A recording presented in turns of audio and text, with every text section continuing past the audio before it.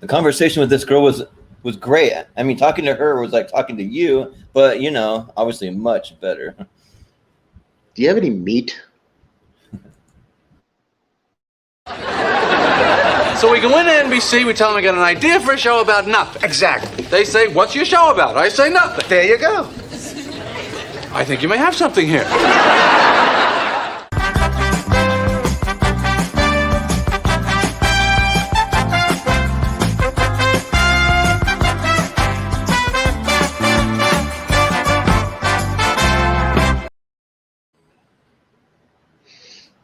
All right, and welcome to the premiere episode of Heloooo From Movie Hero.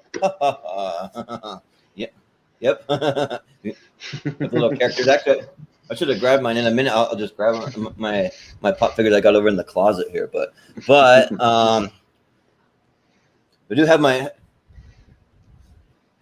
jerk store call. They're all at you, so I got that going. Well, Jordan, I've got my shirt that you sent me in the mail. It says, "When you control the mail, you control information." Yes. Yep. Newman shirt that you sent me in the mail. I've got another Seinfeld shirt I'll wear next episode. I'll just tease you with that one. But yeah. Nice. Yeah, so anyways, we should probably introduce what we're doing before we start just making Seinfeld references all over the place.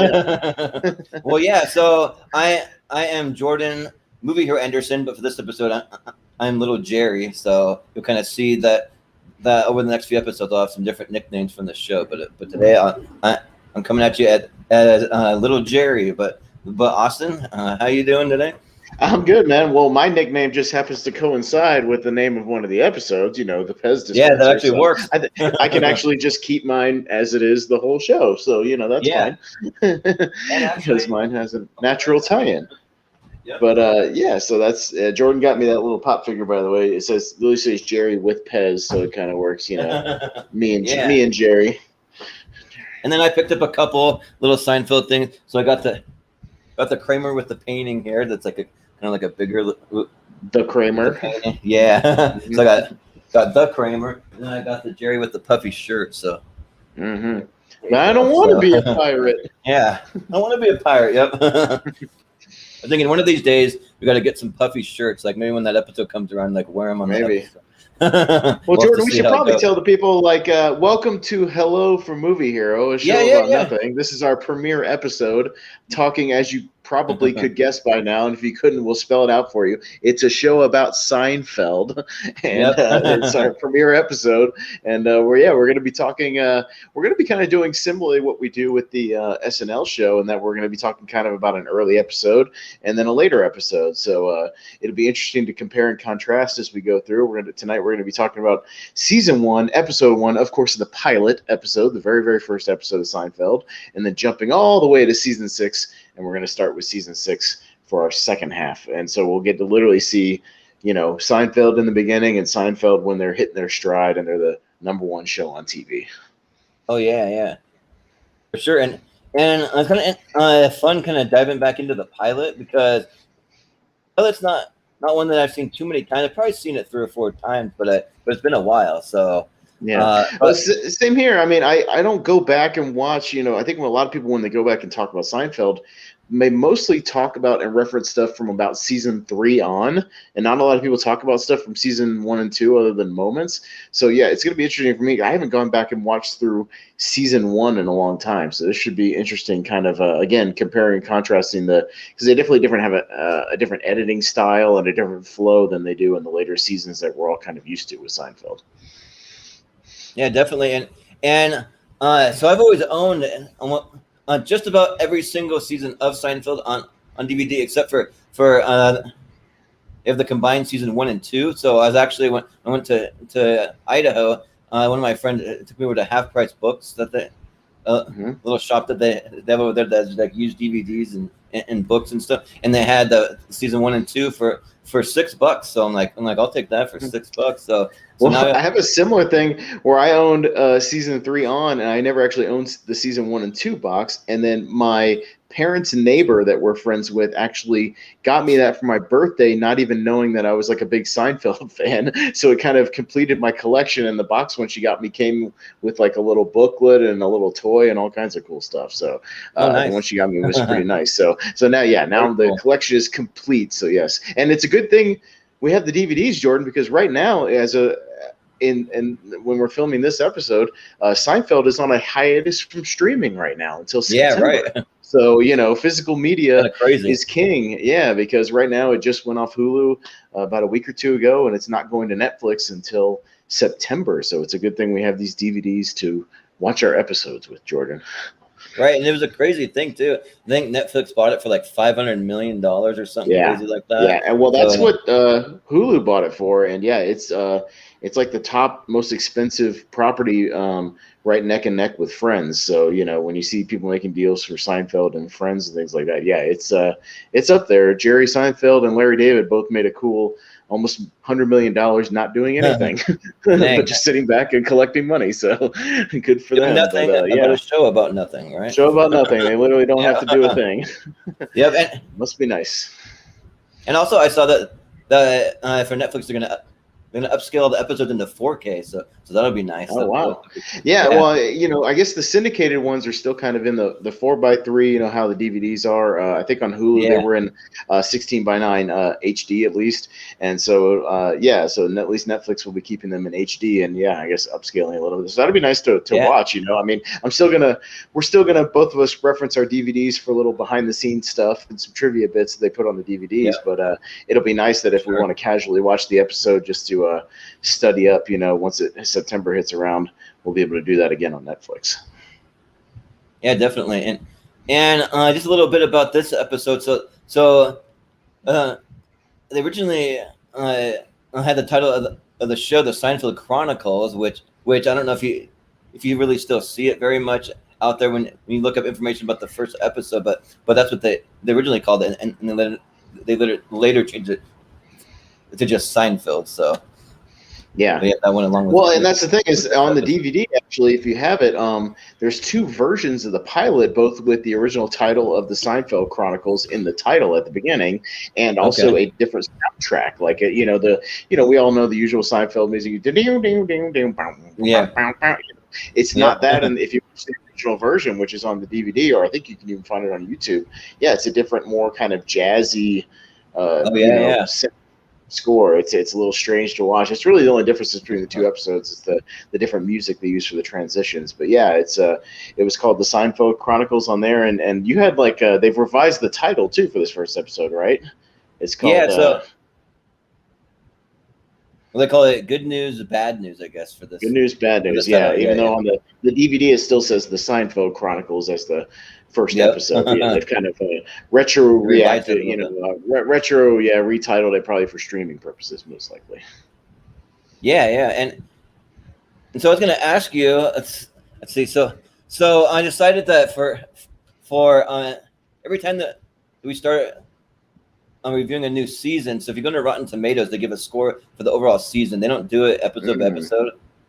I was hoping, but they just do it per season. So I got to play the little Rotten Tomatoes game. So what do you think that the I didn't look this up, so yeah.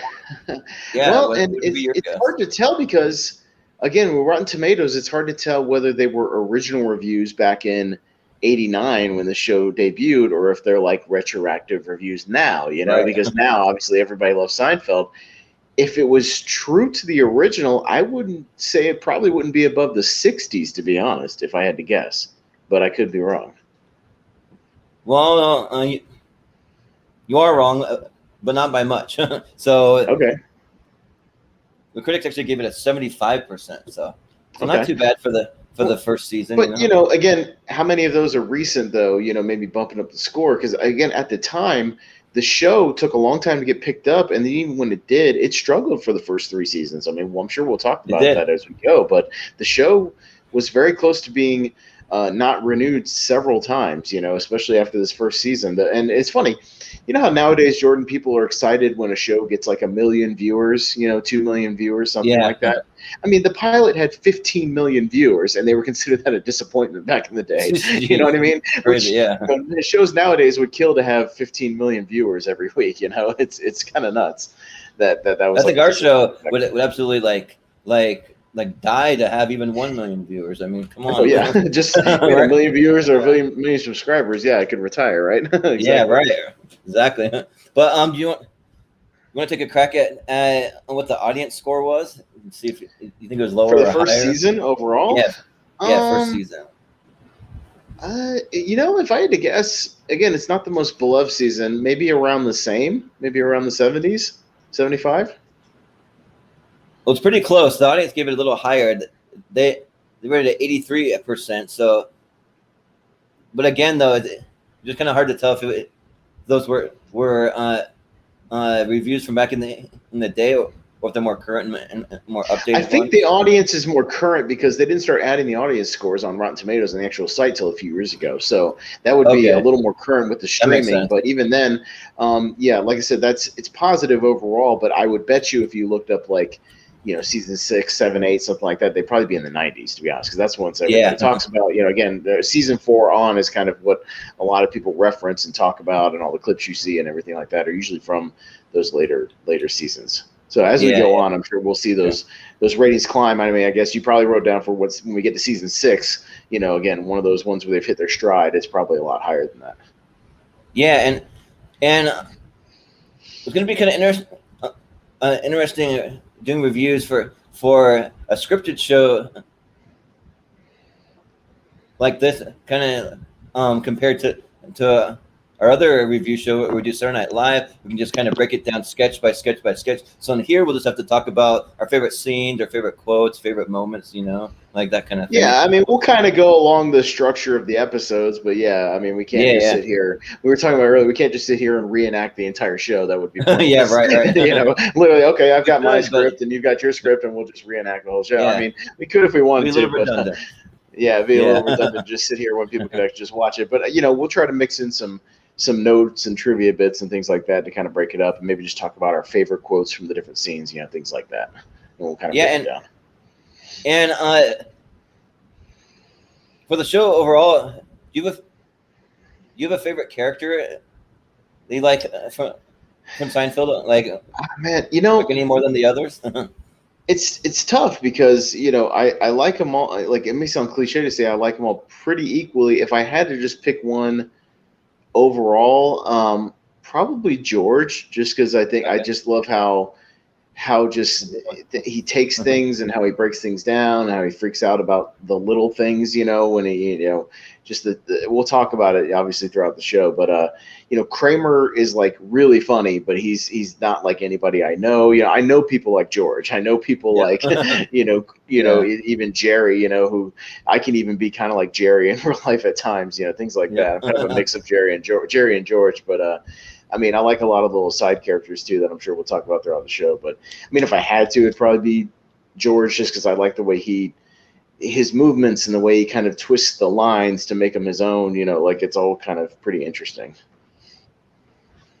Yeah, and Jason Alexander too. Like everything else that he does, like I don't know if I'd really consider him like a bad actor, but like it just doesn't really fit a lot of other roles for me personally. I don't think, but like. Mm-hmm. But for the character of George Costanza, he just does it perfect. Like he was born to play that role. He won Emmys for playing George, you know what I mean? And he hasn't really won a lot of awards for playing other things. I mean, again, the people talk about, the Seinfeld curse or whatever, which is kind of silly because Julia Louis-Dreyfus has had plenty of successful shows afterwards. And, Veep and, even that she's had one or two other, network shows, things like that. And, the only one New Adventures of Old Christine, say that is for – yeah, but even then, I don't feel sorry for any of them. They're all doing just fine, Yep, right. They're not really hurting in life. Yeah, so they all made their money. They're doing just fine, and everybody knows who they are, so they can always come back to the Seinfeld well. But obviously, Jerry Seinfeld, again, like we said, just made $100 million doing nothing just because Netflix bought it. So I think he's doing just fine, not working a whole lot. But people, exactly. it's I mean, it's.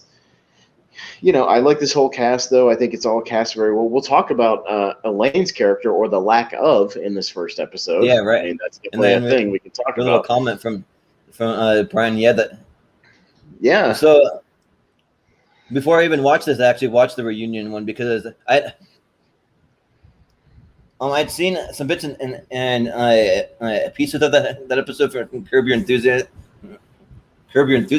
But for whatever reason, I never watched it all the way through. So, but I did before doing this stuff because I was so curious, and also like I really want some more Seinfeld. So it's like that's like the closest thing that we have. Jerry's talked about how he kind of regrets now not doing a 10th season, and he says it's for the simple reason that 10 sounds final, and it's a little more of an even number. He wish he had just done a 10, a full 10, and not the, not even for the fact that, they were still the number one show at the time. It's not like they had any slowed momentum or anything. I mean, they were all going to make he was going to make like $5 million an episode, and everybody else was going to make like $1 million an episode. Like, it was nuts back then. Yeah, right. But, he's talked about how it wasn't for a lack of ideas or anything. And who knows? He's always said a Seinfeld reunion will never really happen, or it could only happen on Curb. That whole season was like a build up to the actual Seinfeld reunion that they sort of did. Yeah. And somebody actually cut together online the bits and pieces of the episode that you get in the end, like all together in a thing. It's like 10 minutes long. It's not the whole episode, but it's like all the little pieces of it, from the table reads to the rehearsals. To like the ones that look like the show. Things like that. So, you get an idea of it.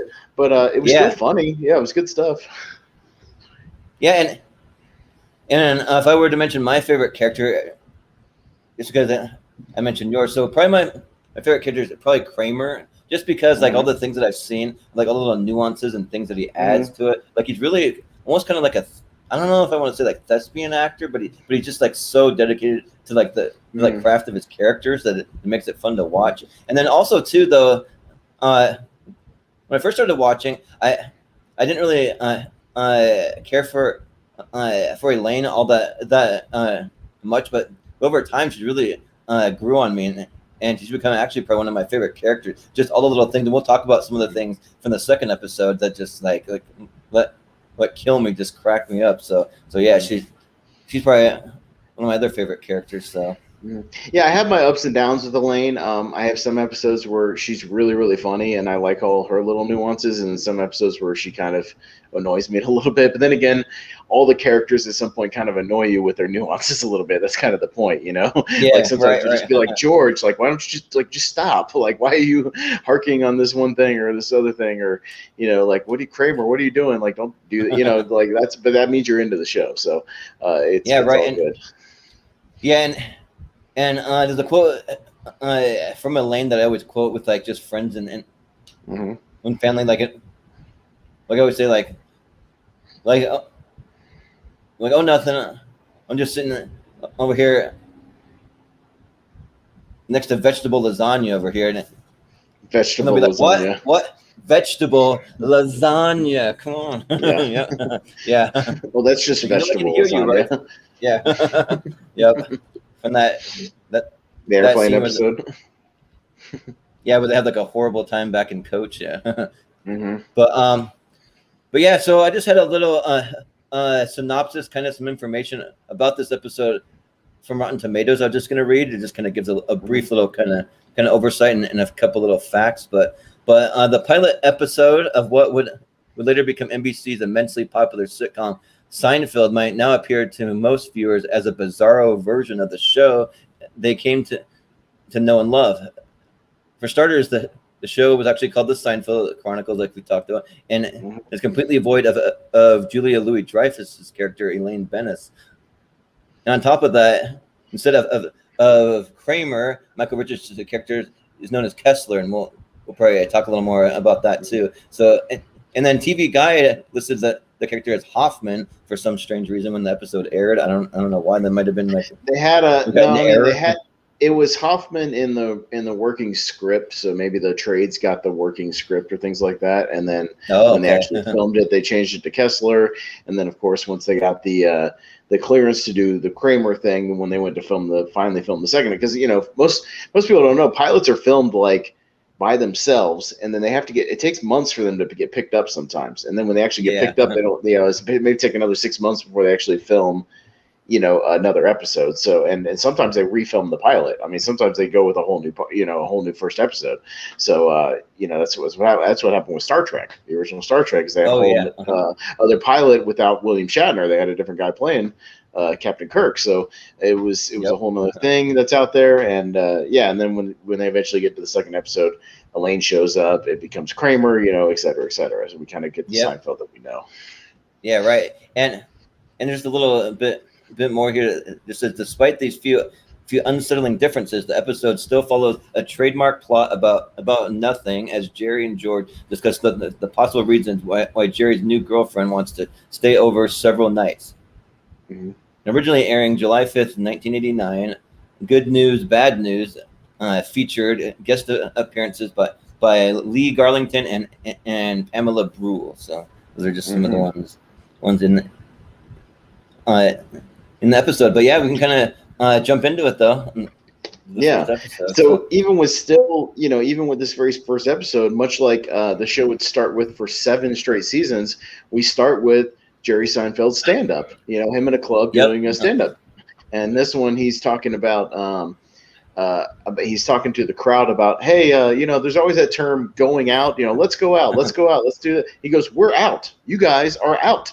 You're out. You're out. You're not home. You're out. It's this whole bit about going out that's kind of amusing. But yeah, I mean, much like we would start with for, as sort of the premise for a lot of the episodes, it would always kick off with something kind of related to the episode, and then this is a little bit that they start with. Yeah, and he's like, once you're out, you just want to get back. So you're concerned about like getting back. Like, when am I going to be able to get back? I got to get home, or like whatever. So like you're always concerned about the next thing. Yeah. But and then also like we always start with the coffee shop. Unfortunately, we do start with a restaurant, so to speak, but we don't start with our traditional Monk's Coffee Shop. We start with Pete's Luncheonette. So, I mean, we're in a completely different restaurant setting for this kind of open. But again, much like a thing we'll see later, in a lot of the later episodes, usually starts with, maybe Jerry and George having some kind of conversation. They're doing that, but they're in a completely kind of new setting here. We got a waitress named Claire who kind of has some interaction back and forth with them, which I believe, if I read something right, the Claire character was going to be a pseudo kind of, not main character, but a strong supporting character. And then they obviously scrapped that for the Elaine character that obviously we'll see probably in the second episode. Okay. Yeah. And the very first conversation between Jerry and George will actually end up being the very last conversation that they have on the series finale. Mm-hmm. So about the placement of the second button on the shirt. Yep. Yeah. So, actually have that little thing that I brought up here. That's like, he's like, to me that button is in the worst possible spot. The second button literally makes or breaks the shirt. Mm-hmm. Look at it; it's too high. It's in no man's land. You look like you're living with your mother. So like that's like the same conversation that they it's the same thing he has when they're sitting in the jail cell. Literally the last scene of the show. Spoiler alert if you haven't seen the finale, but that he looks over at George and he's like, what's up with the placement of that button? It's a whole thing.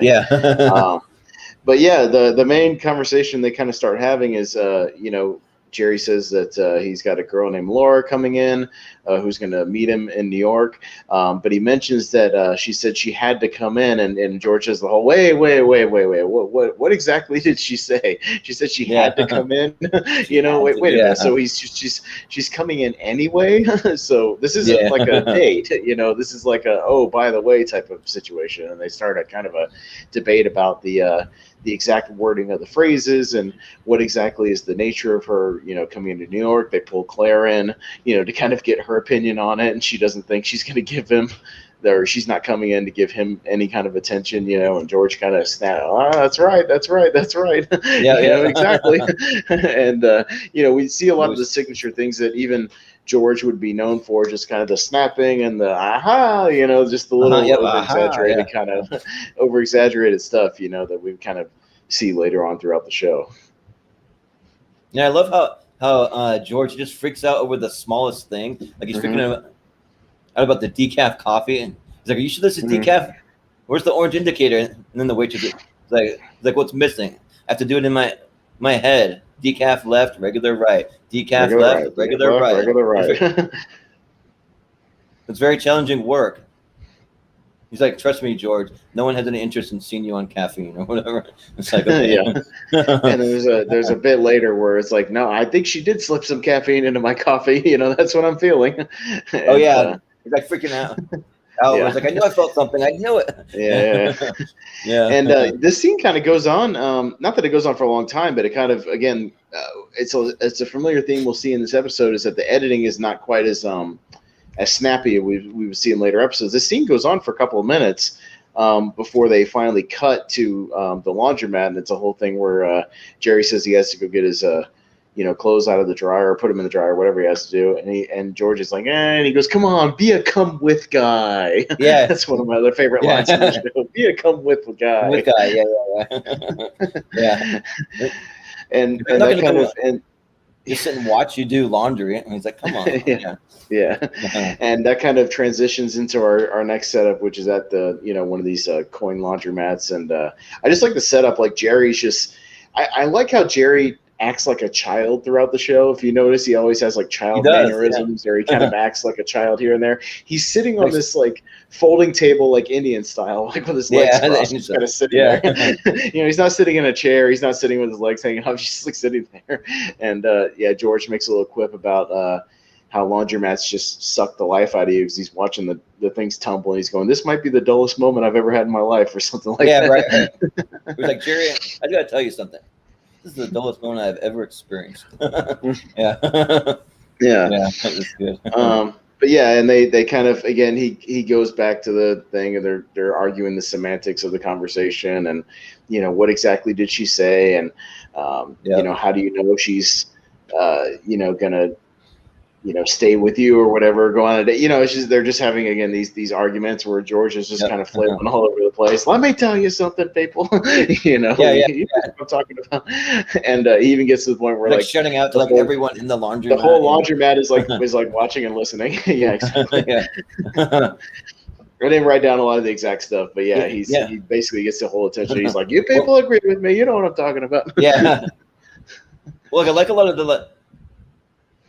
like observant things that like Jerry does. Like he's a master like observational humor. That's kind of what he's known for. But like one of the things he just notices, this guy that brings like all this stuff to the laundromat. Like, look at this guy. I mean, look at it. He's got everything. Got detergent, sprays, fabric softener. This is not his first load. Yeah. Yeah. And then they're like, look at, he keeps cutting back to George showing how annoyed he is to even be there. Like he just wants to hurry it up and like get out of there. And then he's like, "Listen, your stuff has to be done by now. Why don't you just see if it's dry?" And he's like, check it. And he's like, no, don't interrupt the cycle. The machine is working. It knows what it's doing. Just let it finish. It's like, you're gonna over dry it. Like, you can't over dry. He's like, why not? He's like, the same reason you can't ever wet. See, once something is wet, then it's wet. The same with death. Like once you're dead, you're dead, right? Yeah. Let's say that you drop dead and I shoot you. You're not gonna die again. You're already dead. Can't ever die. Can't ever dry. Yeah. Oh, yeah. Right.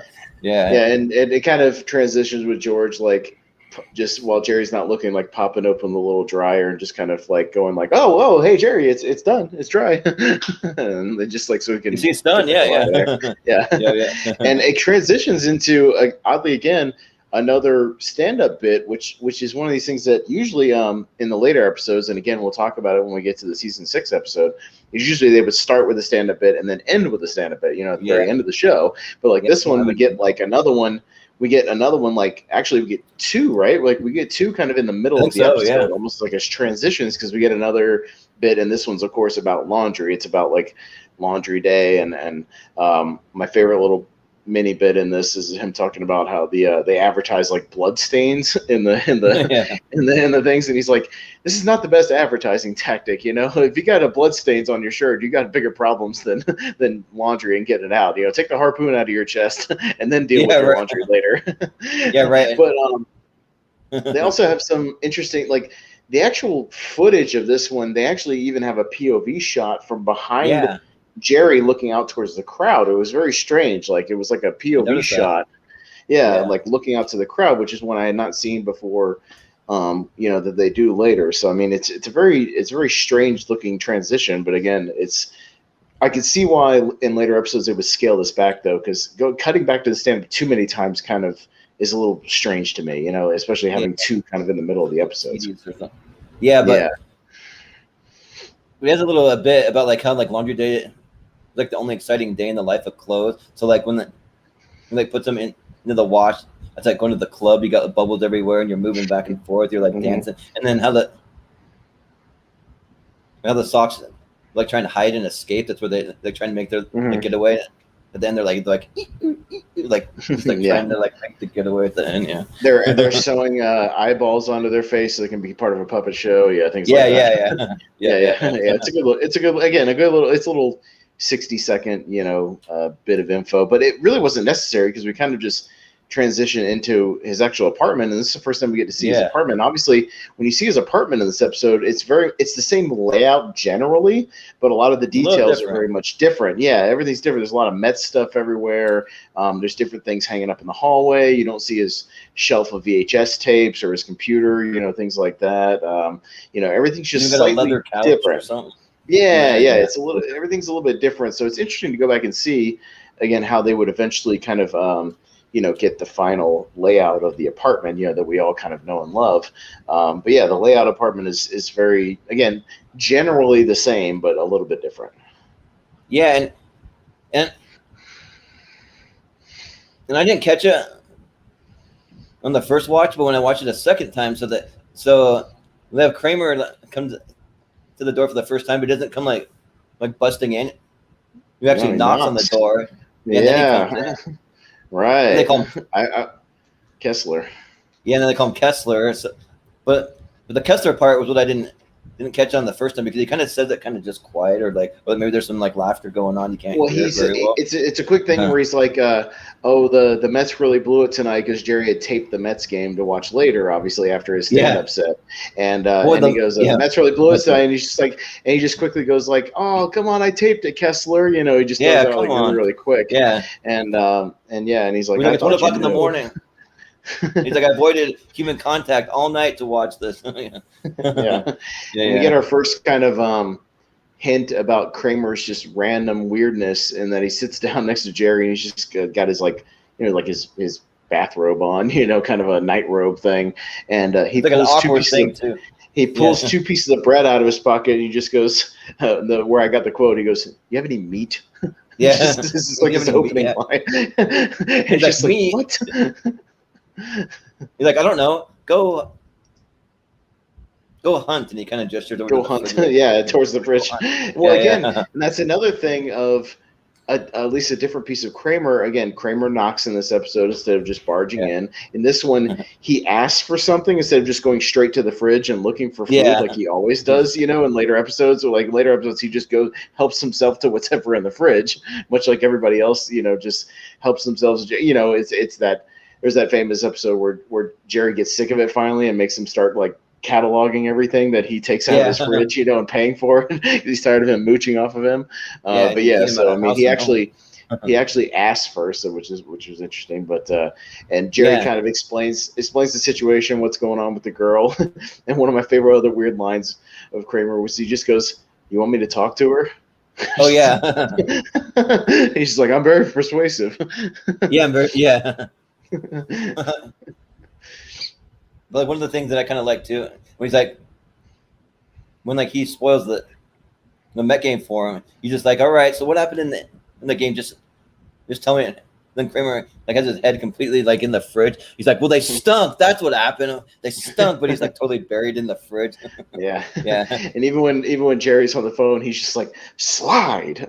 Slide. Yeah. It's just he's talking to the tape that he already knows. But yeah, anyway, so they start talking, kind of about the details, and then it transitions. I think it transitions the next day, right? Because then George comes in to talk to her about the same thing.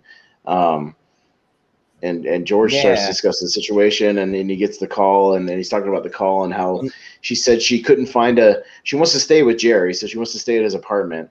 And she said that she couldn't find a decent hotel room. And George is just like, there must be 11 million hotel rooms in New York. What do you mean she couldn't find a decent hotel room? She's giving you a signal, Jerry, Like yeah, he's like, this is the signal, and he's like waving around the flag or signal. Yeah. And then he's like, thank you, Mr. Signal. Where were you yesterday? He's like, I think it was affected by the caffeine or something. Yeah. And near the end of the bit, there's a good line that would kind of hint towards something later in the show where Jerry's talking about how he needs to like clean the bathroom and needs to get the apartment ready, and George is like, no, don't do that. Go against all your instincts. Go against this. And he goes, do the opposite.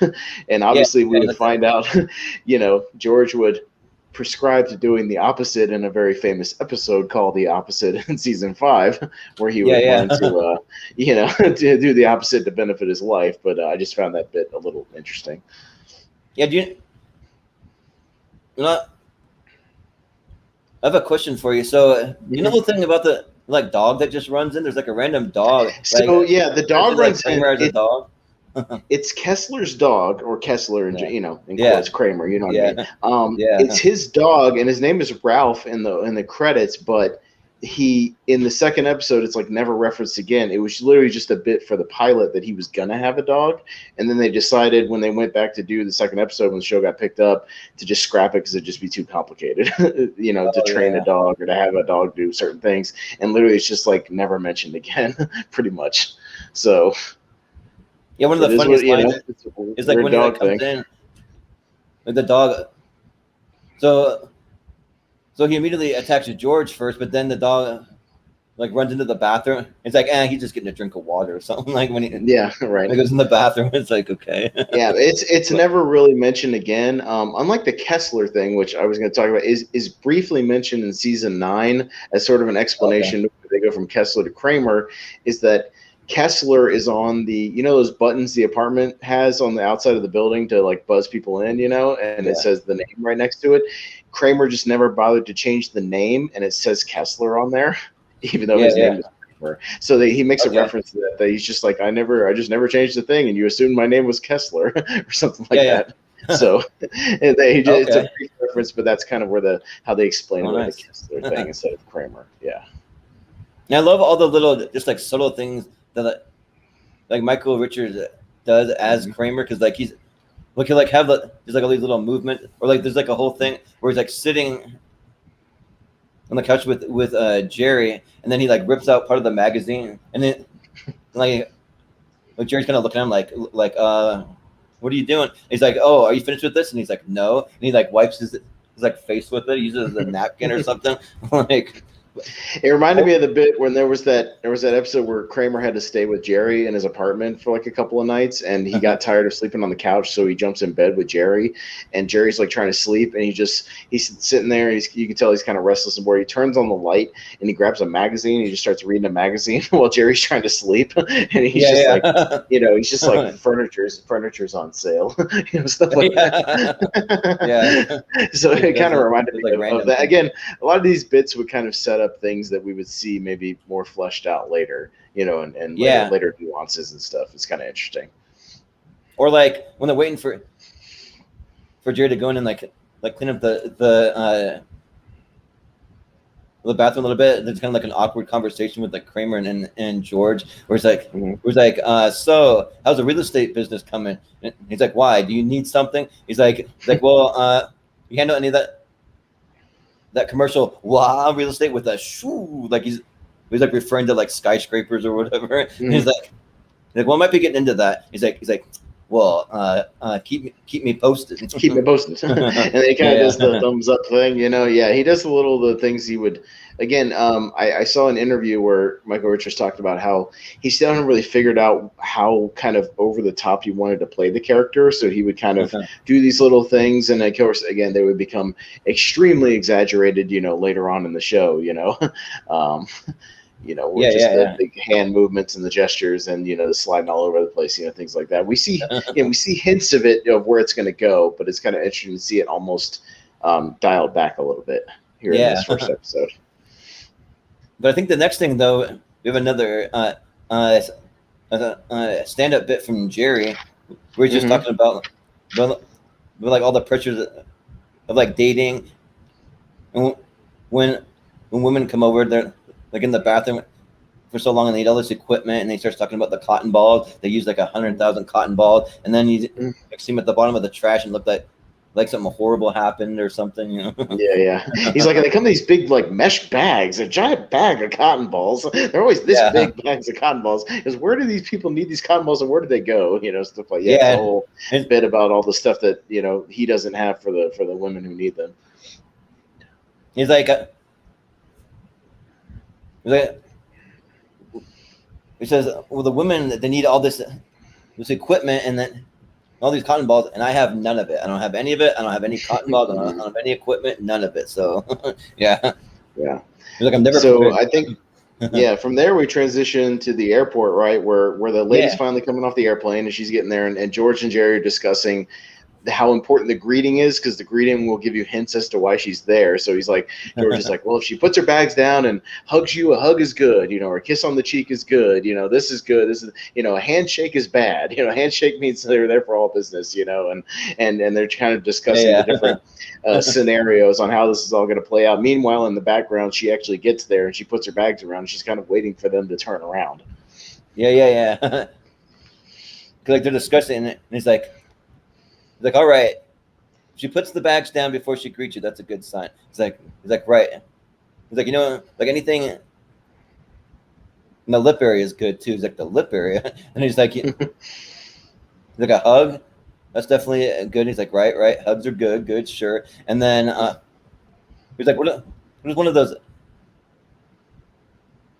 He says, what if it's one of those hugs where the shoulders are touching, but the hips are like 8 feet apart, like they're real awkward. He's like, that's so brutal. I hate that. He's like, you know how you or how they do that. He's like, that's why you know that the handshake's bad. But he's like, the shake is bad. What if it's a two-hander? What if it's the hand on the bottom, then the hand on the top, the warm look in the eyes? They're like going back and forth to all the different scenarios.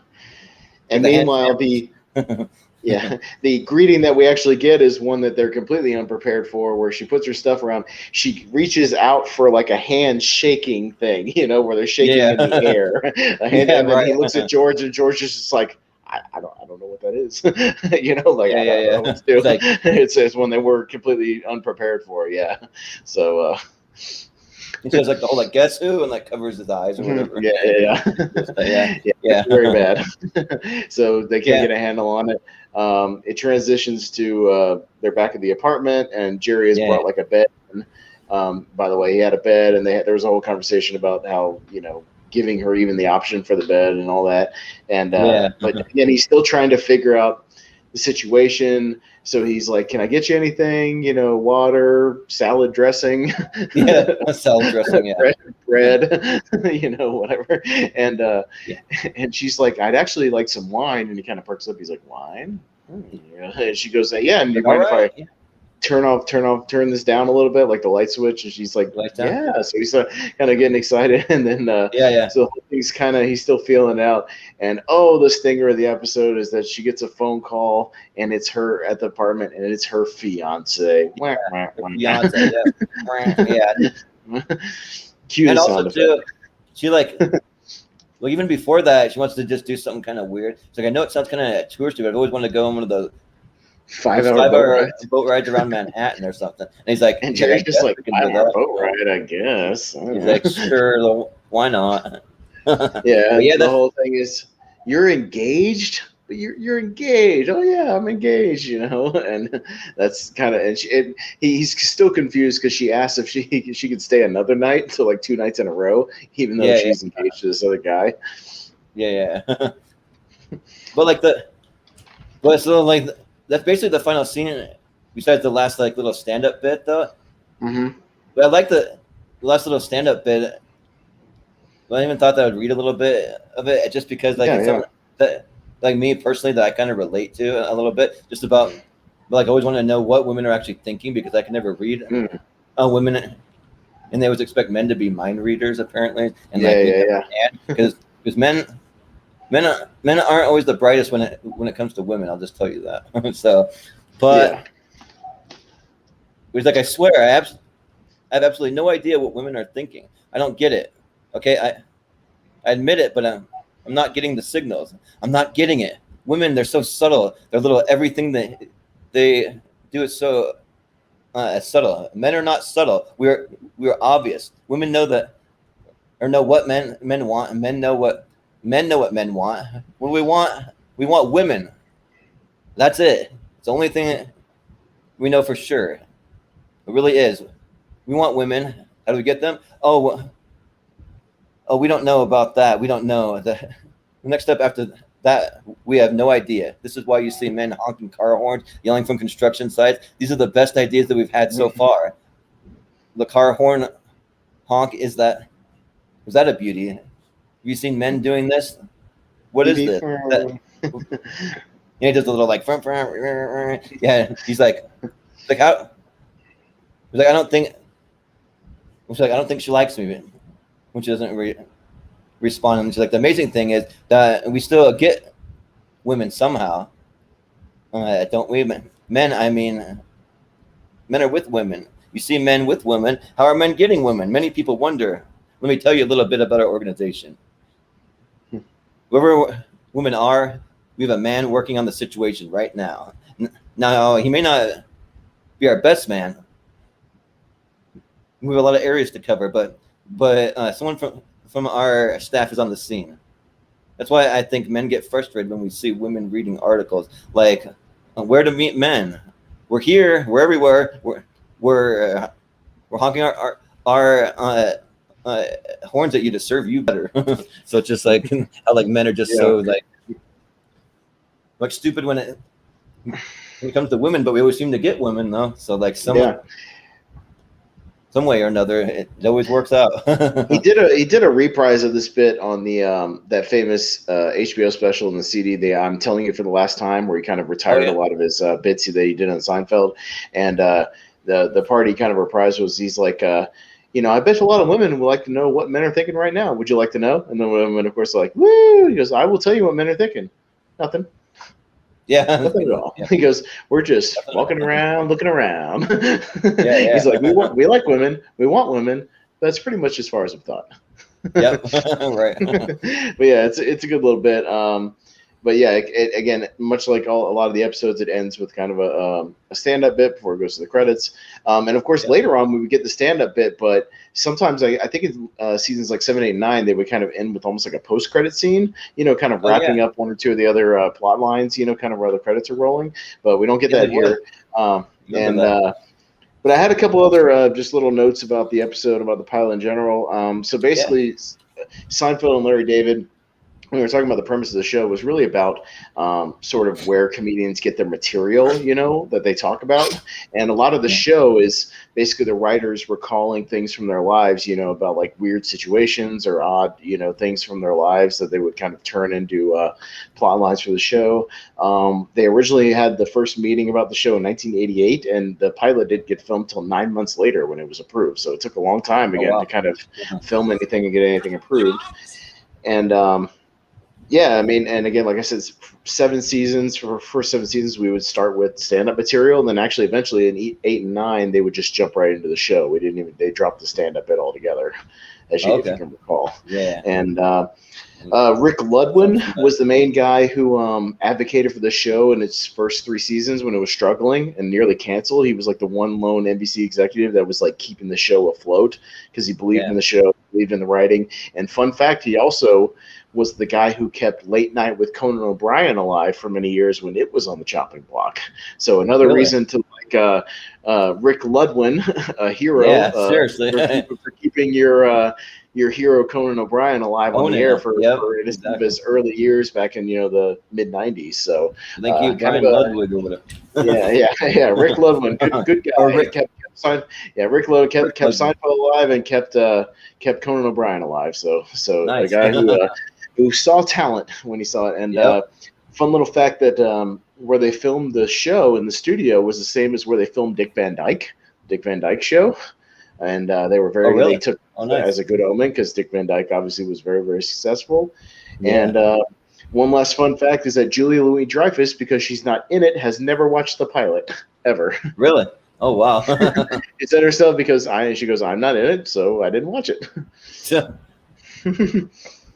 Well, most actors like don't want to watch themselves on screen, so I feel like that'd be maybe more motivation. Jerry doesn't care about that. He said he's watched the show because again he does commentaries for some of the things that I've heard on the DVD, so he doesn't mind watching his own stuff. But yeah, I know some actors are kind of weird about watching that. Although I've heard Sam Jackson had a quote recently when he was on Stephen Colbert. He said that's all bullshit, that people definitely watch themselves when it comes on TV. Right. He says that they just lie about that. It's all because we're all watching and critiquing ourselves. So he said, he's like, you go to the premiere, right? Like, don't they all go to the premiere and watch the movie, right? I mean, do they just go to the bathroom for 2 hours while the movie's on? Of course they don't. Yeah, right. For me, I just know that I don't like the sound of my voice on a recording, so I always think that that sounds off for whatever reason. Oh, I've rewatched all the stuff we filmed, so I don't mind at all. I like the attention. Nice. Hey, but like also watch it. I've rewatched some things. I haven't rewatched everything, but I've done some of it. So yeah, but with that, we'll jump ahead. I would guess really 5 years to season 6. And episode 1 entitled September 22nd, 1994, season 6, The Chaperone. Yeah, and I just kind of figured when we were deciding which episode we wanted to start with, I kind of figured that like since they kind of combined season 1 and season 2 essentially almost into one season. I mean, on the DVD they have it that way, and so so I kind of figured that like season 6 was about the halfway point of the series, so just going to start there. So we'll and it's kind of from the beginning and one from the halfway.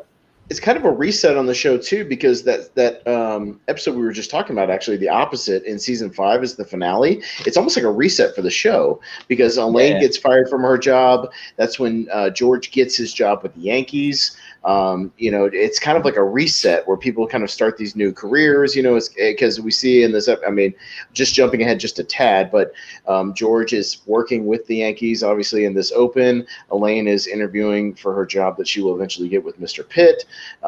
Jerry is he's still single, obviously, and Kramer's still around. Their situations don't really change that much. Jerry's always a stand-up. Kramer's always just kind of a whatever he does, for money that Jerry always and everything. But whatever.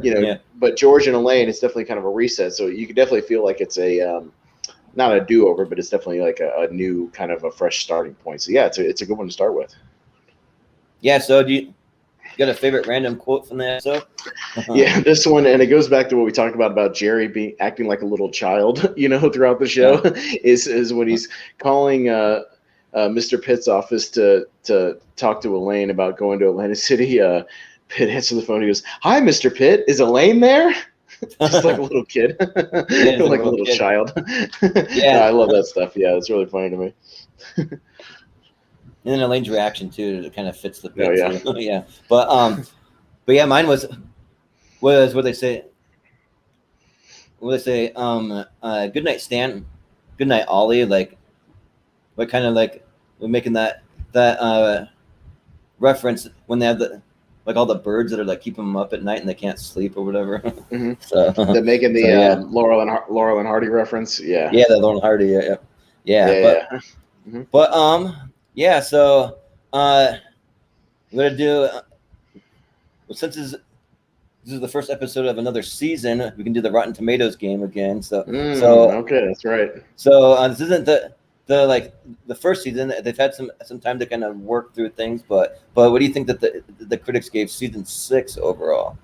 You know what? I'm gonna look at real quick. I'm not looking up the Rotten Tomatoes. I'm just on the IMDb. I just want to see the episodes and get a feel for like how many of these are kind of classics.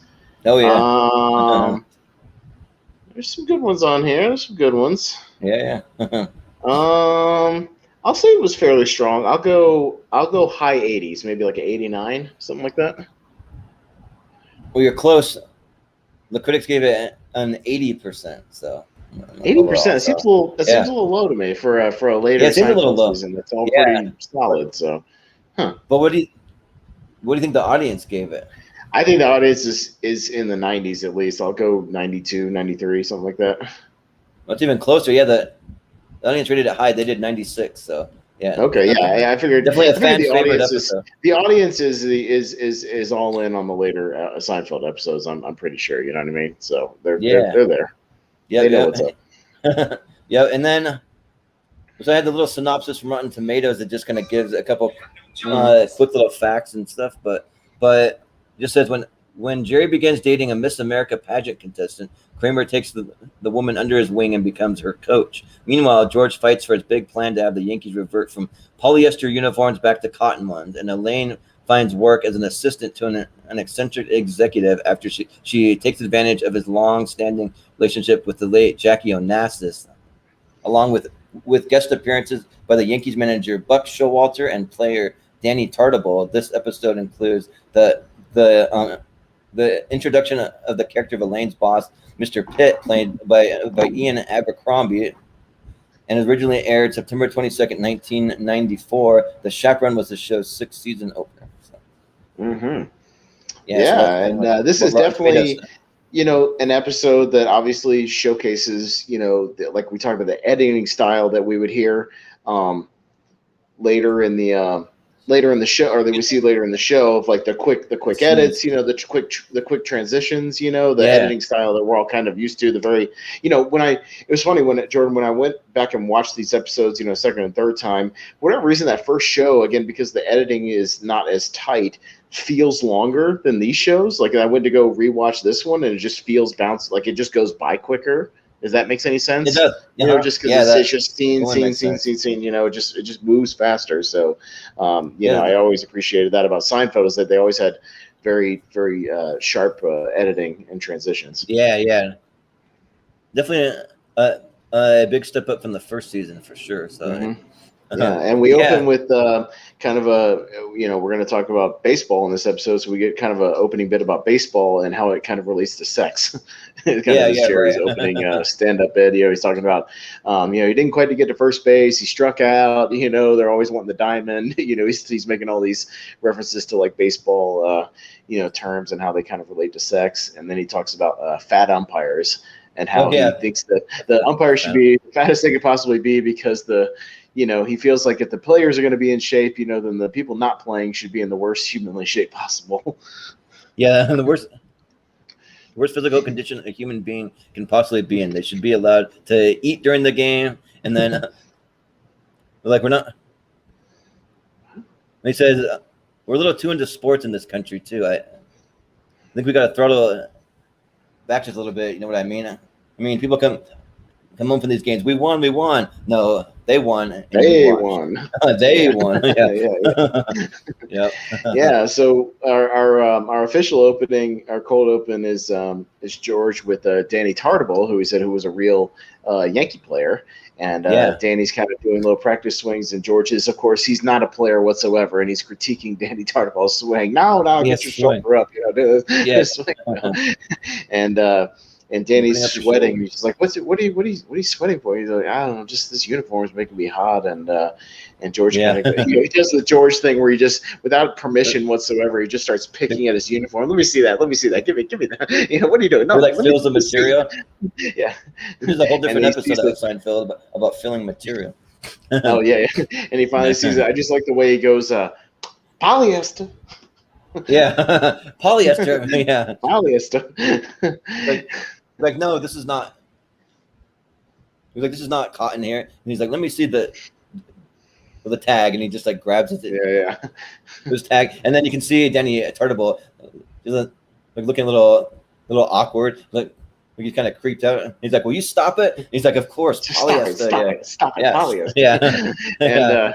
And they just have a bit about he thinks they should be, wearing cotton, and that's kind of the setup for where the episode is going to go about. George is going to try to do something about them not having cotton uniforms.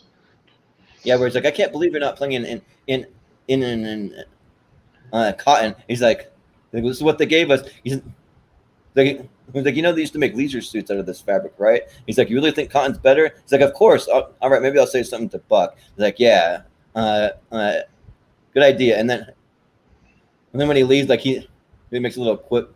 He's like, "Hey, don't embarrass me today. Got some friends in the stand." And he makes like a swinging motion, and that's like he like hurt his back or something. Like right. Yeah. Just a fun fact about this scene and the other locker room scene that we'll see later. This is at the actual locker room of the California Angels, or back then the Anaheim Angels. Yeah. So I think it was not in Anaheim, wherever it was. But this is the Angels, the real Angels locker room, which at this point Seinfeld was a huge hit. So they had a budget where they could go film stuff in different locations. So they actually filmed this in their real locker rooms. Yeah. So wow. Now, unlike the next scene in the stands of the baseball stadium, which these are fake stands that they built in a parking lot at the studio. Oh, really? Oh, wow. Yeah. Although with a real voiceover from the Yankees, I didn't write down his name, but the real actual Yankees in-house announcer does the real announcements over the PA system when they're announcing and now here comes the 3 of the Miss America contestants, blah blah blah blah blah. That's the real Yankees announcer. Nice, yeah. Well, basically, so this whole scene is just like Jerry and Elaine at the baseball game, and they're like buying some hot dogs, and then they announce the three Miss American pageant contestants come in, and then Jerry kind of makes some like cheesy jokes to her, and then tries to offer her a hot dog, but she's like, "No, I'm trying to watch my weight or whatever," and then he just ends up scoring a date with her. So they're There's a couple little bits where he's making small talk, and he's doing the Jerry thing of just like throwing little quips in just to make her smile. Where she's like, "I'm Miss Rhode Island." He goes, "Oh, I was also almost Mr. Coffee." They didn't like how low key I was, and I didn't have enough energy. And then he goes, she goes, "I'm watching my weight." And he goes, "I'm watching my height." Doctor thinks I shouldn't get any taller. Like that. Just little thing. And of course, he's just making it's just a setup for he's going to eventually go on a date with Miss Rhode Island. And Miss Rhode Island, I just want to I took a note, is played by Marguerite McIntyre, who would actually she's still currently a working actress. She was a reoccurring character on The Vampire Diaries and on Kyle XY, and she was also in Red Dragon. I don't know if you've seen Red Dragon or not, the Hannibal movie. No, I haven't seen it. No. Yeah, well, she plays a pretty major role in there too.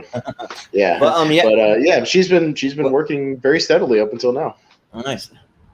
A little side note too that just kind of relates to some of these little side characters from Seinfeld. So I was in high school. We actually had a substitute teacher, and the substitute teacher we had was actually on an episode of Seinfeld, and she said she's the girl that eats your peas one at a time, I guess. So she's a substitute teacher. So it's kind of interesting. I had an encounter with a Seinfeld actor that I didn't realize was a Seinfeld actor at the time, if you like to hear the quick story. Sure. It also involves another celebrity. So I was at a screening of a movie called The Hunger that starred in Jacksonville, Florida, that starred Lyndon Ashby, who most people might know as Johnny Cage from the first Mortal Kombat movie. And so what it was is he lives in Ponte Vedra, which is like a beach suburb of Jacksonville. So they were debuting the movie at this local theater in Jacksonville, this indie kind of art house theater. And so I was sitting in the back of the theater in the very back row, and there was an older lady kind of near me, sitting next to me, and we were just kind of just chit-chatting, just making small talk, just talking. And Lyndon Ashby goes up to do kind of an intro for the movie. He talks for a minute, yada, yada, yada. And he comes back, and he comes to the back row, and he's coming into my row, and he goes, "Hey, buddy, you mind if I sit next to my wife?" And I've been talking to his wife the whole time, and I go, yeah, of course. And well, I go, "Of course, if you'll sign my DVD." And I pull my Mortal Kombat DVD out of my cargo pocket, and of course he signs it. So like I did that, and then I found out later, I looked up who he's married to, and I forget her name off the top of my head, but she was on Seinfeld, and she was Mulva or Dolores, whatever you want to call her, the lady with the body part name. And I didn't recognize her at the time because on the episode she has like blonde hair. She had like black hair when I met her, but that's her. So I met Mulva at a random showing. Mulva is married to Johnny Cage. So, wow. Interesting. Small world. Yeah. Yeah, right. Yeah, but for the next scene that we cut to, so this is kind of one of the examples of what I like about the editing, where it just cuts to like George and Jared's apartment, and he's like, "Miss Rhode Island, when are you seeing her?" Just like cuts to it, and he's like all excited. So they're like going back and forth about how he's gonna go on a date with her, but how they're gonna go down to see her in Atlantic City because he actually has a stand-up show there. But then they get to the part where she has to have a chaperone because she's a Miss American contestant. They won't allow her to go out without a chaperone. But some of the back and forth, which is like George is like a chaperone. He's like, "What are you kidding me?" He's like, "No, it's part of the contest rules. What does a chaperone do?" "I don't know. She just sits there." Well, can't she talk? I'm not sure she's allowed to talk. And then she's like starts to like call her, and that's kind of where like Kramer just kind of bursts in and he starts asking Kramer if he wants to come with them to be the chaperone. But then there's a little side conversation where they start talking about the cotton jerseys, where he's like, "Hey, did you know that the Yankees don't wear cotton jerseys?" Like, yeah, of course they're polyester. And he's like just kind of like Jerry just like knows all these little facts about the Yankees or whatever. But he's like, well, they should be wearing cotton. He's like, why do they wear polyester? He's like, I don't know, but that's all gonna change. He's like, you're gonna do something about it? He's like, well, why shouldn't I? And then he's like, no reason. No, I'm kind of like you're gonna screw this whole thing up pretty much. Yeah. And there's a great Kramer moment of just how random he can be when he comes in and Jerry is kind of approaching him to be the chaperone. He just goes, "Hey, what are you doing tonight?" "Nothing." He goes, "I'm going out with one of the Miss American contestants." And the first thing Kramer asks is, "What state?"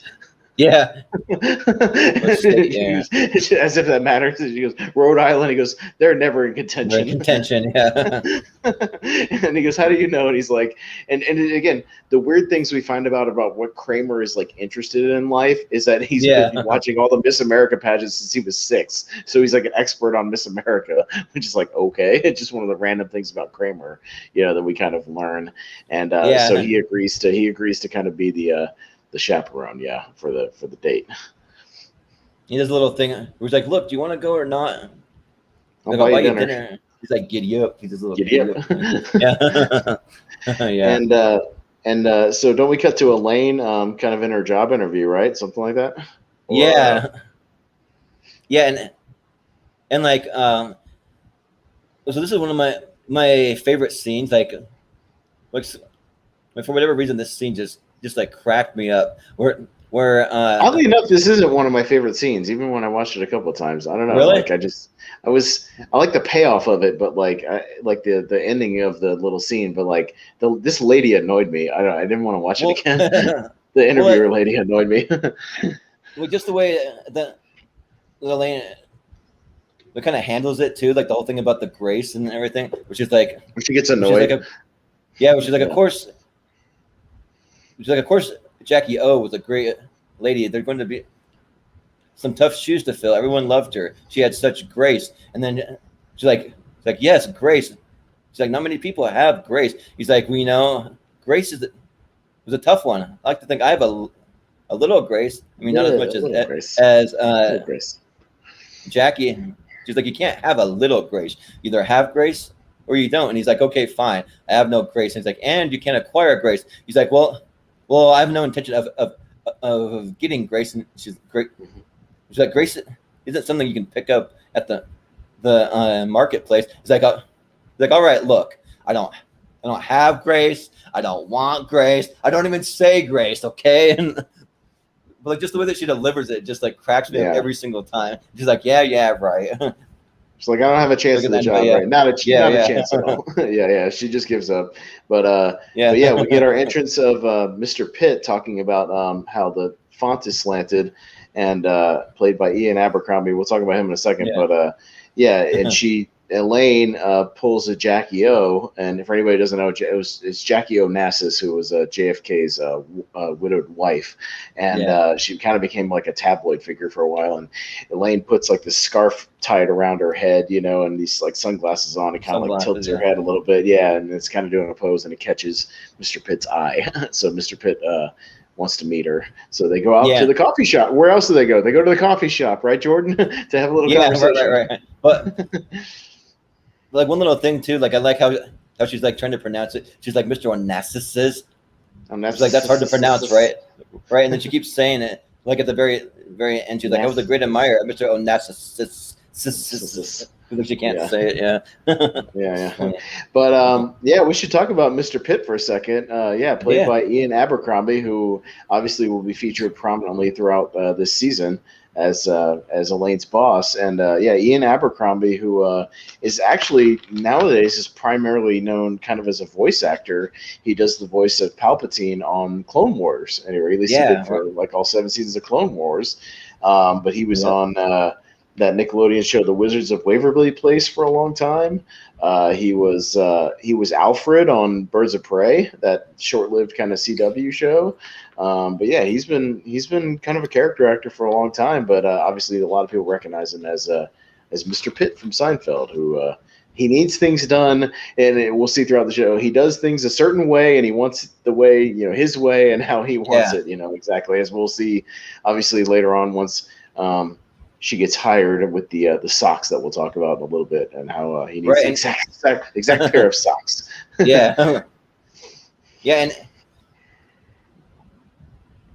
when I like how like ever since the interview, like Elaine just has this kind of like I don't give a shit kind of attitude, where she's like the resemblance, like when it like cuts to them, they're at the coffee shop. Like the resemblance is uncanny. You see her just like drinking her like soda through a straw, going like off the side, like looking all weird. And he's like,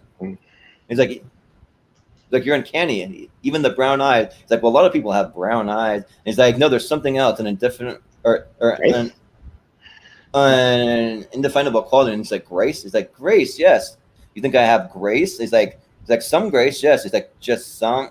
We don't want to have too much grace, or you won't be able to stand. And he's like, "Oh, Mr. Pitt," like she's just like messing with him or whatever. So that's when she gets the job. She has to start immediately. But we cut back to they're about to go on the date, and Kramer's talk about how he's going to take this like super seriously, and because Jerry wants him to just fade off into the night, like a shadow, when at some point in the night. And Kramer's going, I'm all in on the chaperone thing, and he's like, but Kramer, you just need to go. And they have one of their Kramer Jerry moments where they're each doing the back and forth, and then it does like one of those Seinfeld cuts where it just cuts after the last like it was always that kind of stuff always cracks me up. You can always tell Jerry's like on the verge of cracking up laughing like every time they do one of those things too. You can see it in his face. Yeah, it's funny how like serious Kramer takes it, because he's like, like Jerry's like, listen. And after we finish eating, you make like you got something else to do and just kind of recede into the night, if you know what I mean. And then he's like, no way. And he's like, what? Like, look, if you think I'm just going to step aside and do nothing, will you defile this woman? You're crazy. He's like, I'm not going to defile her. And then he's like, that's right, because I'm going to see it doesn't happen. Look, Jerry, these girls are Miss America contestants. It's every little girl's dream, and I'm not going to let you trample that dream and make a mockery of everything the pageant stands for. Just going like back and forth. Yeah, he's like, no, not gonna happen. Yeah. So it cuts to them in the restaurant, right? And it's literally just Kramer is already quizzing her, giving her like the pageant questions, that he just knows off the top of his head. So he's telling her, like, if you were Miss America, what would you do to make the world a better place? And she's like, well, if everybody would sacrifice one meal, we could cure world hunger. One meal a week, we could cure world hunger. And then Jerry's like Jerry's already sick of it. He's just like shaking his head. He's got his hand in his head. It's like he's just already sick of it. That's a hell of a plan. Yeah. Right. Yeah. And she's getting advice from him, and Kramer, of course, does one of those things where he's just always so blunt about everything, and he just goes, well, you got a big waist. She's just like, what? You got a big waist. And it reminded me of the episode with the chick who had the nose, and the first thing he says when he meets him, he's just like, oh, you look great, you just need a nose job. He'll just say whatever. So Kramer just saying whatever needs to be said. So but he's getting really into it, and Jerry's just like already pissed about the whole situation. Yeah, or like we're like so she's wanting some advice, and then he's like, you don't want to end up last year like Miss Texas. Now she would have won easily, but she lost points in the swimsuit competition. And then she's like, what could she have done? He's like, tape her breasts together or whatever. And then like Jerry is gonna sitting there like he's shocked that he said that. Or whatever. He's like, come on. And he's like, but then he like goes in like the whole like, well, like a big waist thing, so he recommends a waist cincher or something like that.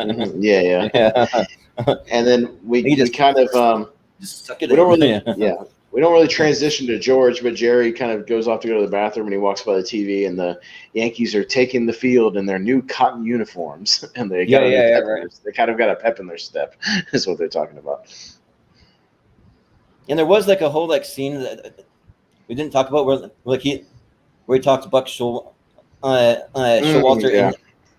to like using all the cotton uniforms, but there wasn't anything really. No, the only noteworthy thing I wrote is that it's the real Buck Showalter. This is the actual guy who was the manager of the Yankees for a couple of years in the early '90s. That's really all I had. So like the real manager. But just to mention that there's that scene where he tries to convince him or whatever, and he actually agrees, and so they get those new cotton uniforms. But and then Jerry wants George to come with him to Atlantic City because again they're playing the same. They're literally in like the same hotel, he's playing the same city, and George kind of agrees to go with him. So he's like, oh, I'll call Elaine and see if she wants to come too. And that's where he does the bit with the line that I said at the beginning of the thing, where he picks up the phone and Mr. Pitt picks up and he goes, hi, Mr. Pitt, is Elaine there? Like a little kid. And and they're and of course Mr. Pitt and Elaine are trying on socks, and he can't decide on a sock because this one's too tight and this one doesn't stay up, and this, that, and the other. He's freaking out over, and he wants it now. He wants it right now. He's got to have a new sock right now. And Elaine realizes that she can't. She's not going to be able to go anywhere because she's going to be sock shopping for a little while. And then on the phone, she's like, sorry, Jerry, I can't come. It's kind of like look at your. Her like parents are taking you like your parent. Well, it's like your parents are. You got to go somewhere with your parents, so you can't go hang out with your friends. When you're a little kid, because my parents are taking me clothes shopping or something or whatever. Yeah, exactly. Yeah. So it's a whole little kid thing. But we cut to they're actually at the hotel, right? And Kramer's kind of again prepping Miss Rhode Island about her posture and her poise, and her walking style and things like that. And then my favorite thing is, and he gives her another. He goes, let's go back to questions. And he goes like, if the U.S. was in an imminent nuclear war, a threat with the nuclear war, and you had the only way to stop it was you to sleep with the enemy's leader, would you do it, and why? Yeah. It's like, what are you talking about at this point, Kramer? They're not going to ask about that.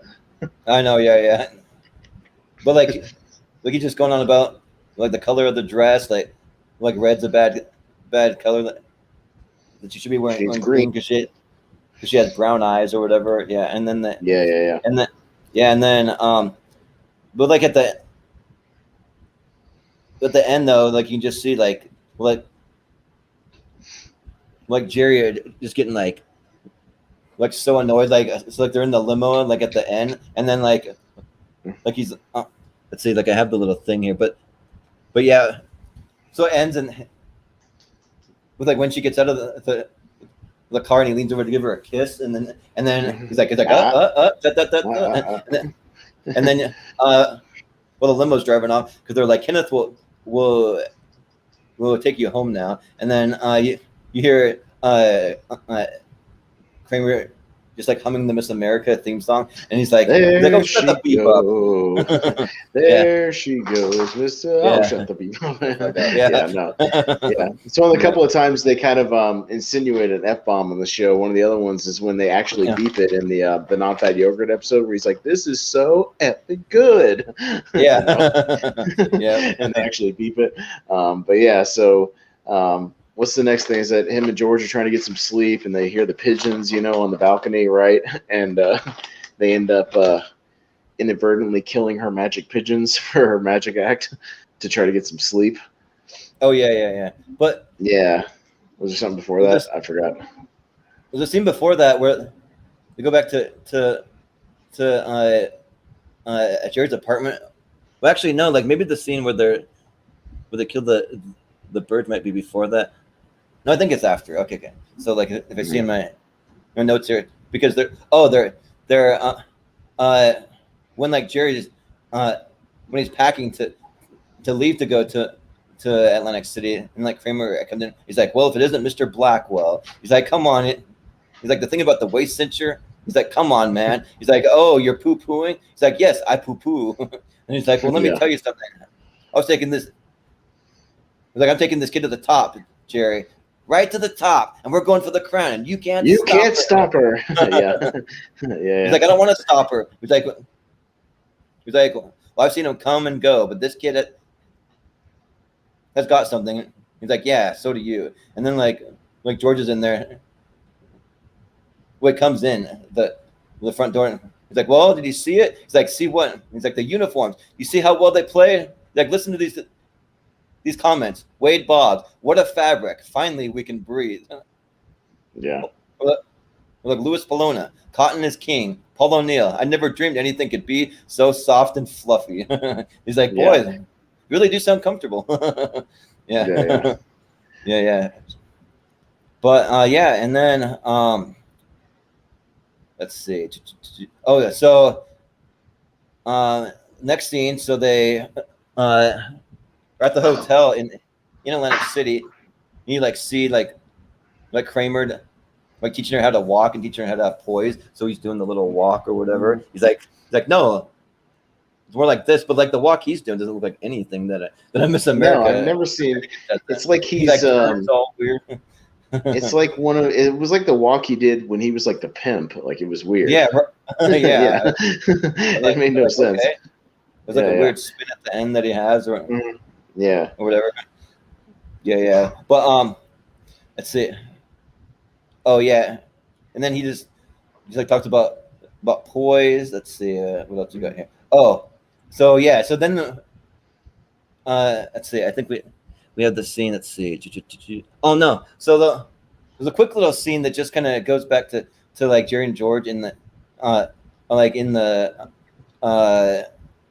hotel room. Like this is one of the things about like the real quick editing that they have. These little quick kind of cut scenes that just kind of go back and forth. Like talking about like playing like roulette or something, and how George won $50, but it's a little kind of quick thing. And then he's like, "Was Elaine coming?" And then like George's like, "Yeah, I think she's coming. All she had to do was just buy Mr. Pitt a pair of socks." And then it cuts back to Elaine just like having the worst time with the socks or whatever. Like, he just freaking out. Where he's like, it's good, but what? And he's like, ultimately, I don't think that they'll stay up. He's like, no, Mr. Pitt, they'll stay up. He's like, for a while, yes, but not in the long run. He's like, but that's why I got you the tighter one. He's like, oh, forget about those. What do you keep mentioning those? He's like, what do you want? He's like, I want a decent sock that's comfortable, that will stay on my foot. And you see like Elaine like curled up on the ground in the fetal position. She's like so like distraught by these stupid socks. Yeah. Mm-hmm. But She's just defeated. Yeah. So then you go back to Atlantic City, and that's when we have the pigeons that are gotcha. It's just again some of the edits, like some of these scenes are so fast. They're like a minute. Yeah, like I didn't write down like every single transition. You know what I mean? Like and then every single little thing. I kind of just focused on a lot of the main scenes that kind of dealt with like the plot. But yeah, we get they're trying to sleep. They hear like pigeons and stuff, and Jerry eventually like.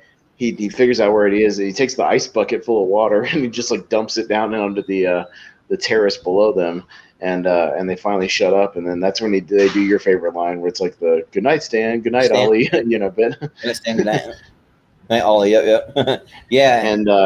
And basically Kramer bursts in the morning and he's like, "Well, that's it. She's out of the contest." It reminded me of the contest thing where he was like, remember the contest where he slams his money down and he goes, "That's it. I'm out of the contest." Yeah. And, it's kind of similar. It's like, she's out of the pageant. And it's like somebody killed her pigeons, and her magic. We should say she was going to do a magic act for the talent portion, and she was going to do a magic pigeon thing. She's been working on for like 8 years. With her doves. I'm sorry, her magic doves. Yeah, and, and they drown. You see her all like distraught. She's like, Kramer's like, "What's the matter?" He's like, my doves, they're dead. Like, I trained those birds for 8 years. How am I supposed to do my magic act now? He's like, "How did this happen?"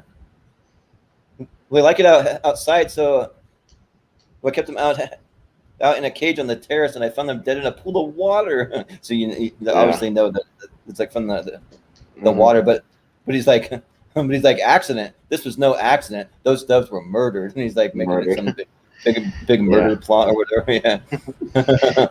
And but basically Kramer like figures it out because he sees like he slips on the water on the outside, and he sees it, and he confronts Jerry about it, and he's just like, "You can hold her down, Jerry. I'm taking this girl to the top, no matter what you try to do to hold her down, I'm taking her to the top." And then once Kramer leaves, George comes in, and he's like brushing his teeth, and he's like, "What happened? Or what was that all about?" And Jerry's just like, "Oh, apparently I murdered Karen's doves with the water." And he goes, "Huh." He just walks away. Like his nonchalant. And just walks. Yeah. And he just walks away. Just as nonchalant. So, so it kind of cuts to the competition, and she of course doesn't have her magic doves, so she has to sing a song, and she's singing a song she is not prepared for, and she's singing "It's a Most Unusual Day" from this old 1948 movie called like A Date with Judy or something like that. And she's singing it all off key. She's like, "It's a most unusual day." It's just terrible. And Kramer, you see him off the side. He's like, "Poise, poise, poise." He's trying to give her like the notes, but it's just not working. You see, Jerry too. He's like, "I heard those doves were really incredible," and George is like, "Well, that's a shame." That's a shame thing. That's here's a trivia bit. It's the first time we hear Jerry say "that's a shame" on the show. Is this episode 6 seasons in? Really? Because it feels like feels like he's been doing it forever. But no, I read in the chair. This is the first time he drops the "that's a shame" line, which he would go to drop about every other episode after that, something like that. But and they go ahead. Well, they see the TV with the Yankee game on, so they're like. It was like, Yankee game.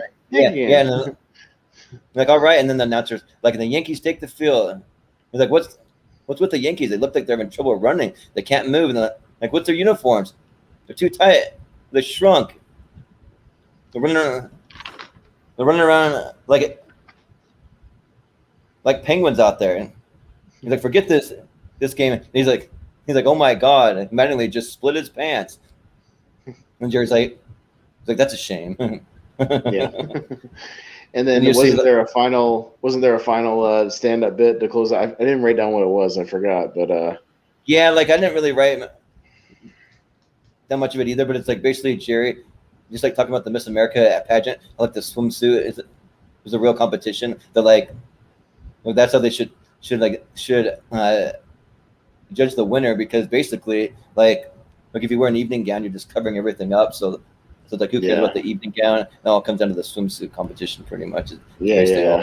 All it was, but yep, and that's it. That was pretty much it. Yeah, I had a couple other notes about the episode. There was a deleted scene on the DVD it was another Mr. Pitt scene where he was talking to Elaine about the specific Q-tips he needs because she got him the wrong kinds of Q-tips, and he needs the ones apparently she got him were too flimsy or something. He had to go out and get new Q-tips.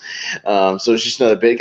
But we got everything we needed to know about Mr. Pitt from the different sock scenes about how he's very specific about how he does things. This is one of the last closing comedy bits we will get for the next couple episodes, because they would actually, like we talked about, they would trail off from doing the final comedy bit into doing more of like a button scene, kind of wrapping things up. So this is actually one of the last episodes we get of the comedy bit at the end of the show. And this is kind of a benchmark behind the scenes. This is the first episode directed by Andy Ackerman, who would go on to become the primary director for most of the seasons 6, 7, 8, and 9.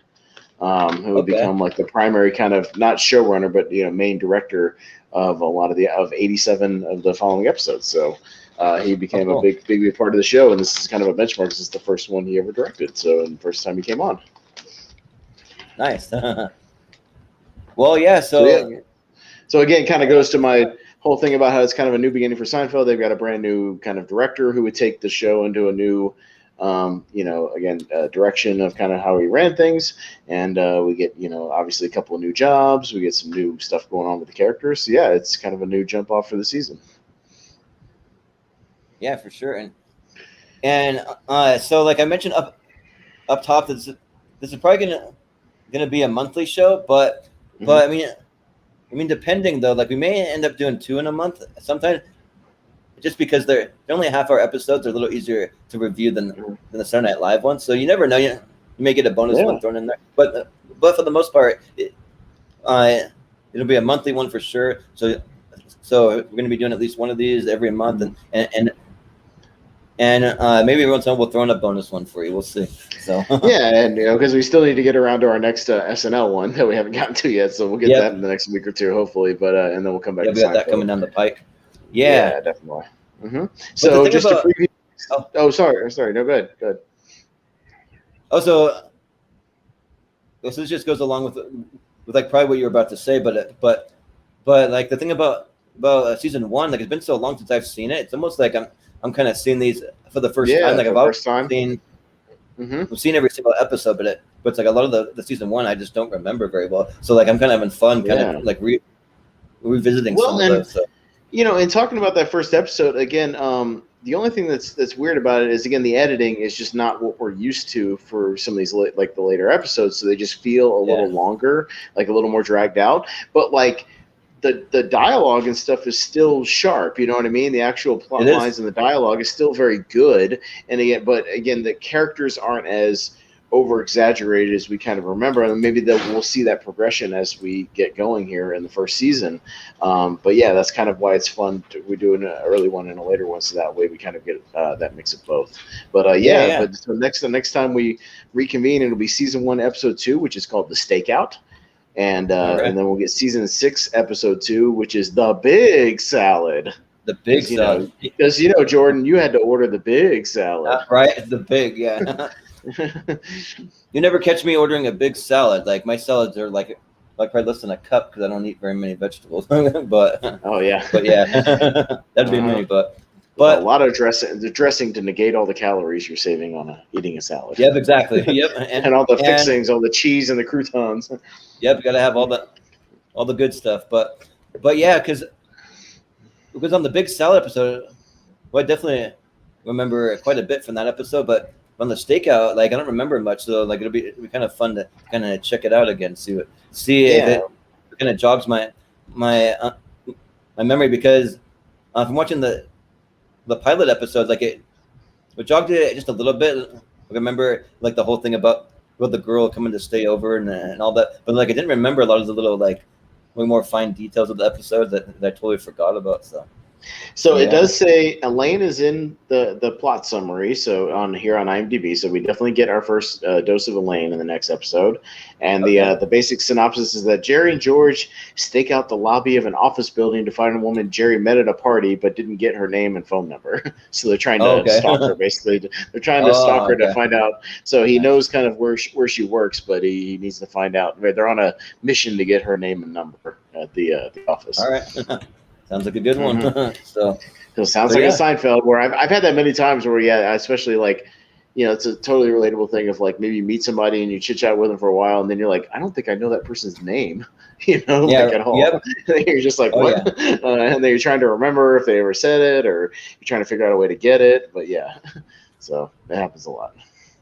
It happens to me all the time. Like I'll meet someone and like 2 seconds after they tell me what their name is, I already forgot it. So I'm like trying to talk to them, like I'm trying to come up with like a creative way to get them to actually say their name, so I can remember it again, without actually asking them for it. It looks stupid. Some of the other plot lines of the big salad is that Kramer is the one where Kramer thinks his golf partner murdered a dry cleaner. Okay. And it's Jerry finds out he's dating someone who went out and was dumped by Newman. So he wants to find out why she wasn't good enough for Newman, or he's just generally disgusted at the fact that she dated Newman. You need to have a good Newman episode. Of course, you've got the conflict with George and Elaine about paying for the big salad. Yeah. So, nice. And of course, George making it literally something that's no big deal, like whatsoever. Of course, making it like a big issue, like he always does. Yeah. So that's kind of what we had to look forward coming up. We're gonna, like I said, work our way through these seasons, episode by episode. Season 1, and then we're gonna jump to obviously these other ones. We're gonna go season 3 or season 6, and work our way towards the end, and hopefully kind of end, around the same time, So we're gonna see what happens. Yeah, and if there's any people watching that are big Seinfeld fans, definitely come chime in the chat. We'll definitely throw your comments up on the screen there, and like Seinfeld's probably one of my favorite shows. Like it's definitely in my top 5 shows of like. It's definitely my number one, and my other one's kind of in the same conversation, or like Star Trek Next Generation and Twilight Zone and things like that. But Seinfeld is definitely my favorite sitcom of all time. That's for sure. Absolutely. Definitely one of the most quotable shows out there for sure. Yeah, like I quote lines from that all the time. The time. Oh yeah, all the time. The images, the different scenes, word for word. So I'm sure we'll get, again, with the season 6, we'll get a lot more of those episodes that have those moments that we all remember. Again, like we were talking about, even without talking about the rest of the thing, the big salad. Everybody knows that, from Seinfeld. You had to order the big salad. Right. Yep. And we'll have to think of some creative things. You never know. Like we may do some things that maybe relate to the episode. Maybe we can sit and like each have a salad and be eating salad while we watch it. Yeah, maybe. Or like something kind of just like that. You never know. Like this is the first episode, so we're kind of having fun with it, and we'll kind of see how it goes as we kind of progress through all these seasons. But yeah, that'll do it for this episode, though. So so Austin, you want to tell us where we can find you and what we have coming up? Just a few things. Yeah, just I'm all over here on this channel, on the Movie Hero channel, and that's basically where you can find a lot of me, Austin Pez Howell, on Facebook as well if you want to connect with me. And we talked about, like, we got a show called Live from Movie Hero about Saturday Night Live, kind of in the same style that we do this. We review 2 different episodes, and we're going to try to get to that in the next week or two. We're going to be talking about season 12 episode with Willie Nelson ? Yeah, right. And we'll talk about that when we talk about it. But there's a kind of a co-host on that episode. We'll talk about it. Yeah. And then to tie in with Conan O'Brien recently retiring from late night for good, and he's moving over to HBO Max to do a variety show. We're going to talk about back in 2001 where he hosted SNL. So Conan O'Brien's SNL. In 2001, I know he's a big comedy hero of yours, Jordan. You love Conan O'Brien. I love Conan O'Brien. So Definitely. We're going to talk about his episode. R.I.P. to his show. Yeah. No, it was very sad, but he had a near 30-year run. I mean, that's that's pretty impressive when you think about it. But Yeah. All kinds of stuff. So that we've got tier ranker fights, we've got tournament fights, all kinds of stuff going on in the Movie Hero channel. Yeah, for sure. So, I just we'll give a couple more little updates. So our next episode of Tier Ranker Fights, we're going to be doing best comedies from 2010 until now, and we got a pretty cool panel for the show. We're going to have Amaro Moses. We're gonna have Jordan Owens. We're going to have Peggy Gubbins, and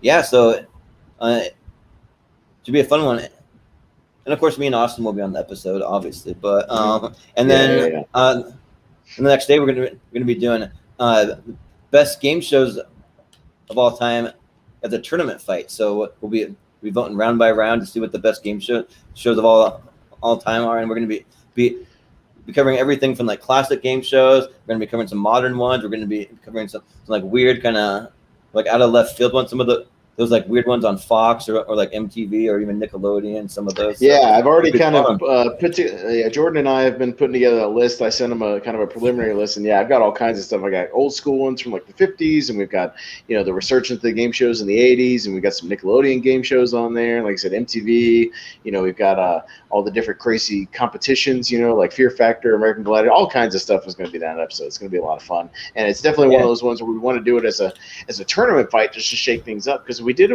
talked about this. If we did it as a tier ranker, it'd be kind of boring, because what are you going to put in S tier? Price is Right, your Jeopardy, your Wheel of Fortune, yada, yada. You know what I mean? Yep. The same one.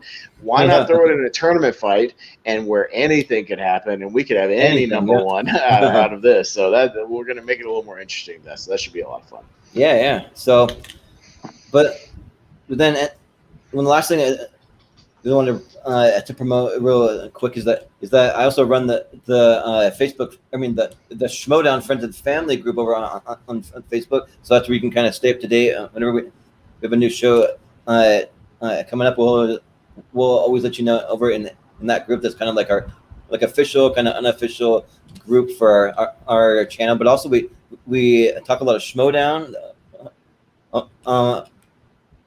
over there. I'm getting a little excited for some of these live shows that they have coming up. That they've been talking about doing some live shows over at the I forget the name of the place, but it's where they have the Star Wars Cantina over in like LA. They're going to be doing some live shows over there.